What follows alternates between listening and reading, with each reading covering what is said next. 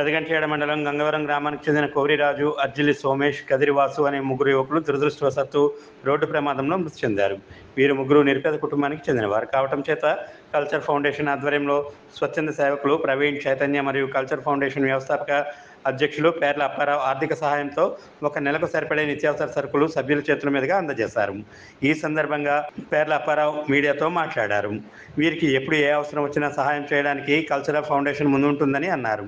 ఇప్పటికీ 100 మందికి పైగా సేవా కార్యక్రమాలు చేశామని, ఎవరైనా దాతలు ఉంటే ఈ నిరుపేద కుటుంబాలకు సేవ చేయాల్సిందిగా కోరుకుంటున్నామని అన్నారు. కార్యక్రమంలో కేఎన్ఆర్, ఎల్లాజీ తదితరులు పాల్గొన్నారు.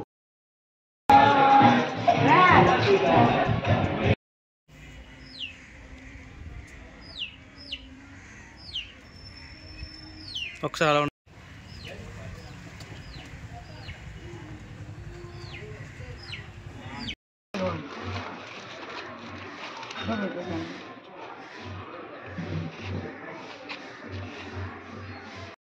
అందరికీ నమస్కారం అండి.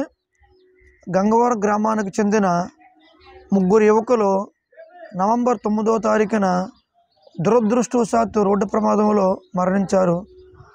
అందులో ఒకరైన కోరిరాజు కుటుంబానికి కల్చర్ ఫౌండేషన్ ఆధ్వర్యంలో ప్రతి నెల నిరుపేదలకు నిత్యావసర సరుకులు అందజేయడం జరుగుతుంది.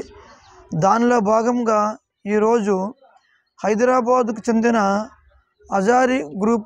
అజారి ప్రవీణ్ గారి యొక్క ఆర్థిక సహకారంతో ఒక నెలకు సరిపడే నిత్యావసర సరుకులను కోరిరాజు కుటుంబానికి కల్చర్ ఫౌండేషన్ ద్వారా అందజేయడం జరుగుతుంది. వారి కుటుంబానికి భగవంతుడు అన్ని వేళలా చల్లగా చూడాలని ప్రార్థిస్తున్నాము. ధన్యవాదాలు.